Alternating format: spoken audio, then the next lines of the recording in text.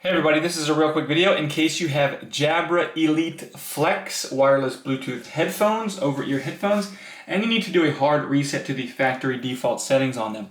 Now you're going to want to do this for one of two reasons. The first one is troubleshooting.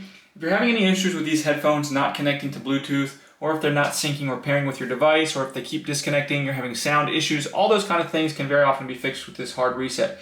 Now you're going to need to set it up again because the pairing history will be deleted off of here, and that's the second reason you might want to do this, is if for whatever reason you just want to go ahead and get a fresh start on these earphones like you're setting them up new. It's very simple. Just on the right ear cup, we're just going to come in and we're going to find the call button and the volume up button, just making sure that the headset is on when we do this or it won't work, and you should not be on a call.